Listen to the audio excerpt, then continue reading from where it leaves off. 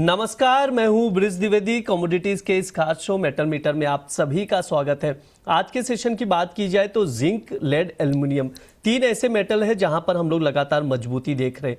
Nickel में भी upside movement दिखाई दे रहा है, हालांकि कॉपर अभी डिसाइड नहीं कर पा रहा है यहां से तेज होना है या यहां से और गिरावट आ सकती है। ऐसे में ट्रेडर्स क्या रणनीति बनाए, किस लेवल पर एंट्री लें, किस मेटल में खरीदारी का मौका है, कहां बिकवाली का मौका, ये तमाम सवाल है। सभी सवालों के जवाब लेंगे। हमारे साथ जुड़ रहे इंटेलिसिस वेंचर्स के founder and CEO Amit Suresh Jain ji. Amit sir नमस्कार, स्वागत है आपका द बोनस में। Thank you so much sir, good afternoon.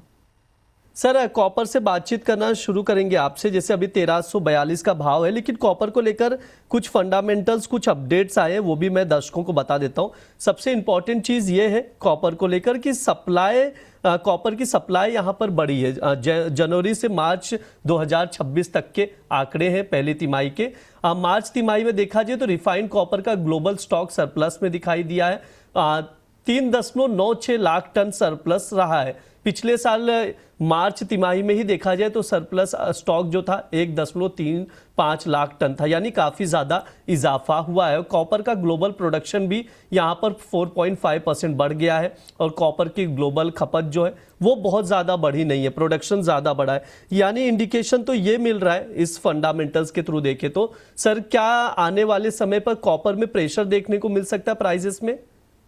Yes bridge जी, देखने को मिल सकता है। हालांकि आपने जो भाव अभी बातचीत करी है वो मई वायदे की बातचीत करी है, और मई वायदा ऑलमोस्ट अब इसका ओपन इंटरेस्ट भी कम हो चुका है, कुछ 4800 कॉन्ट्रैक्ट का, और इसमें वॉल्यूम भी कम हो चुका है, ऑलमोस्ट हाफ हो चुका है अगले वायदे के कंपैरिजन में। तो जितनी भी बातचीत हम लोग अभी यहाँ पर करेंगे ये जून वायदे के होंगे, चाहे वो कॉपर हो, चाहे वो जिंक हो, चाहे एल्यूमिनियम हो, चाहे लेड हो, चाहे निकल हो। तो अभी ब्रिजित जैसा आपने पूछा कि बाजार में गिरावट दिख सकती है क्या, तो पॉसिबल है। कब तक? जब तक कॉपर जून वायदा 1388 के ऊपर ना निकल जाए। हालांकि बहुत बड़ी गिरावट आ जाए इसकी संभावना कम है। जो 1362 का भाव करंट मार्केट प्राइस जून वायदे का चल रहा है, वो गिरावट देख के जो अभी मई वायदा 1344 के आसपास चल रहा है वहां तक गिर सकता है। यानी कि 10 से 15 रुपए की, 15 रुपए के आसपास की गिरावट अभी बेस मेटल्स में संभव है। यानी 1 से 1.5% की गिरावट across the base metals possible है, क्योंकि अगर कॉपर टूटता है तो कोलेटरल डैमेज के तौर पर बाकी सारी कमोडिटी में भी थोड़ी गिरावट देखने को मिल सकती है। तो ब्रिज जी, मेरी तरफ से कॉपर में रणनीतियां हैं। एक तो ये है कि आप इसको सेल कर सकते हैं 1371 के आसपास। 1375 का स्टॉप लॉस है, 1362 और 1354 के टारगेट हैं। ऑन द कॉन्ट्ररी, अगर 1352 के आसपास अगर मान लीजिए सेलिंग करने नहीं मिलती, यहां से गिरावट आ जाती है, तो 1352 के आसपास बाय किया जा सकता है। 134890 के स्टॉप लॉस से 1360 1365 के बाउंस बैक में लावमाल करने की कोशिश कर सकते हैं। तो कॉपर में अभी जो मेक और ब्रेक है 1344 का लोअर साइड में और अपर साइड में 1388, तो ये दोनों लेवल में से जो भी लेवल कटता है तो तेजी और मंदी ट्रिगर होने की संभावना बनाएगा, वरना बाजार इन दोनों के बीच में साइडवेज रहने की उम्मीद है जून वायदे की। ठीक है, ये सर की राय है कॉपर को लेकर। सेलॉन राइस देखा जाए तो 1371 पर शॉर्ट करके चल सकते हैं। 1354 तक के टारगेट के लिए 1375 रुपये 10 पैसे का स्टॉप लॉस लगा सकते हैं। वहीं अगर डिप में मिले तो वहां पर लॉन्ग पोजीशन बना सकते हैं, यानी बाय कर सकते हैं 1352 पर 1365 तक के टारगेट के लिए। स्टॉप लॉस मस्ट है, इस चीज़ का आप लोग ध्यान रखिए। ये सरकार राय है कॉपर को लेकर। अब आगे बातचीत बढ़ाते हैं, जिंक पर भी सर से राय लेंगे। अभी अगर मई वायदे का प्राइस देखा जाए जिंक का तो 374 का भाव चल रहा है। हालांकि सर जून का लेवल्स बता रहे, तो आप लोग कंफ्यूज मत होइएगा, इसलिए क्लैरिटी के लिए मैं आप लोगों को बता देता हूं। जो प्राइजेस स्क्रीन पर शो किए जा रहे हैं वो मई वायदे का है, और सर ट्रेडिंग कॉल जो दे रहे हैं, लेवल्स दे रहे हैं, वो जून वायदे का है, तो उसके अकॉर्डिंग आप लोग देखिएगा। सर जिंक पर क्या नजरिया है, कैसे देख रहे हैं? देखिए ब्रिज जी, जैसा आपने दोनों के भाव बोले अभी, तो यहां से अपने को ये समझ में, यानी भाव जो बता रहा है उसकी बात कर रहा हूं, बाजार ऐसा होगा वो नहीं। करंट मार्केट, करंट वायदे का भाव अगले वायदे से प्रीमियम पे चल रहा है। यूजुअली ऐसा होता नहीं है। क्रूड में भी हमने ये होते हुए देखा था, तो क्रूड में मंदी ट्रिगर हुई, करीब करीब 1500 रुपए के आसपास, 2000 रुपए के आसपास की मंदी आई। अपन ने इसी बोनस के शो में बोला था कि ट्रिपल टॉप बनने की संभावना बन रही है। और उसी तरह से अभी जिंक को देखें तो करंट वायदा प्रीमियम पे है, अगला वायदा डिस्काउंट पे। इसका मतलब फ्यूचर में डिमांड रहने की संभावना कम है, ऐसा मार्केट बता रहा है। हालांकि ये होगा नहीं होगा वो तो भविष्य बताएगा। तो जिंक में भी ऊपर साइड के पोटेंशियल यहाँ से 2-3 रुपए के और बचे हुए हैं। काफी टाइम से 333 रुपए 335 रुपए से मैं कंटिन्यू कह रहा था कि इसको सेल नहीं करना है, सेल नहीं करना है, सेल नहीं करना है। अब जाके ये कह रहा हूँ कि अब अगर कोई लिया हुआ तो लावमाल कर लेना है। इनफैक्ट मैं ये भी टर्म यूज करता था ब्रिज जी कि अगर कोई फिजिकल व्यापारी या फिर जो स्क्रैप का काम करते हैं, बेस मेटल का काम करते हैं, वो भी कंटिन्यू ले लेके काम करिए। अब उसमें थोड़ा पॉज लगाने का टाइम आ गया है, या फिर थोड़े टाइम हो सकता है बाजार यहाँ पर एक्यूमुलेट करे। जिंक में मैं एक आंकड़ा देता हूँ 365 रुपए का जून वायदे का, ये कट जाता है तो 361, और 361 कट जाता है तो फिर एक बड़ी मंदी ट्रिगर होने की संभावना बनेगी।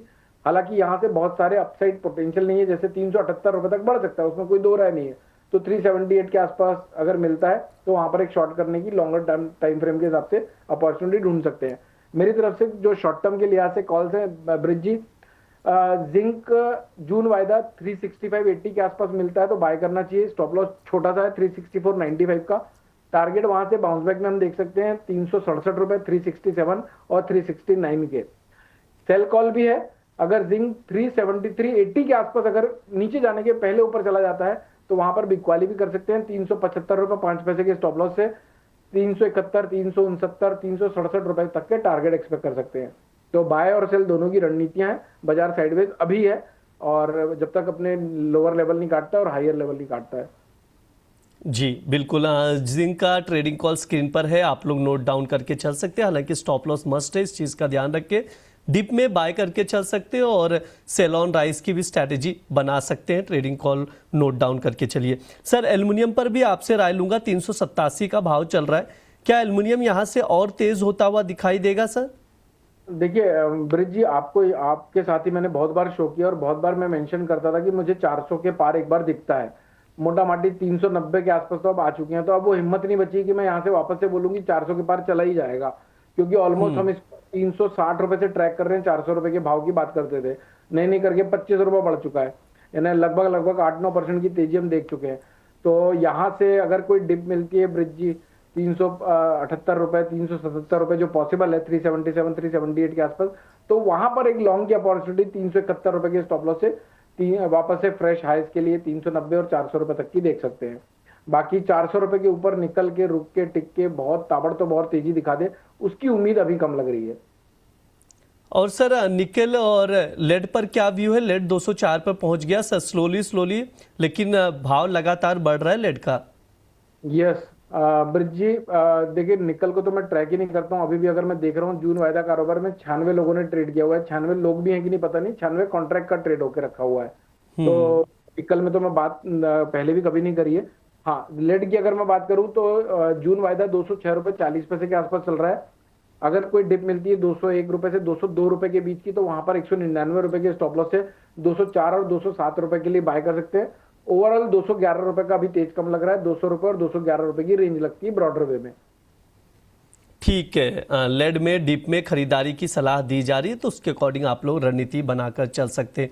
ओवरऑल हमने सभी मेटल्स पर चर्चा की है, सर ने अपना व्यू दिया है, टेक्निकल लेवल्स बताए, तो उसके अकॉर्डिंग आप लोग स्ट्रैटेजी बनाकर चलिए। सर समय भी हो चुका है, डिस्क्लेमर दे दीजिए प्लीज। ब्रिज जी, जितनी भी बातचीत हमने वीडियो में इस शो में करी है, मेरी पर्सनल पोजीशन कहीं पर कुछ नहीं है। हो सकता है हमने अपने क्लाइंटों के साथ same strategy same psychology share करी हुई हो। जो भी आप पोजीशन बनाते हैं, मेक श्योर कि आप अपने फाइनेंशियल एडवाइजर से संपर्क करने के बाद निष्कर्ष पे आते हैं। पास्ट परफॉर्मेंस फ्यूचर परफॉर्मेंस की गारंटी नहीं देती है। जी सर, बहुत बहुत शुक्रिया सर आज की चर्चा में जुड़ने के लिए। यह हमारा मेटल मीटर शो है, इस दौरान तमाम बेस मेटल्स पर विस्तार से हम लोग चर्चा करते हैं, फंडामेंटल डिस्कस किए जाते हैं, ट्रेडिंग कॉल्स बताए जाते हैं जिन पर आप लोग नजर बनाकर चल सकते हैं। फिलहाल के लिए शो में इतना ही, आप लोग बने रहिए द बोनस के साथ। धन्यवाद।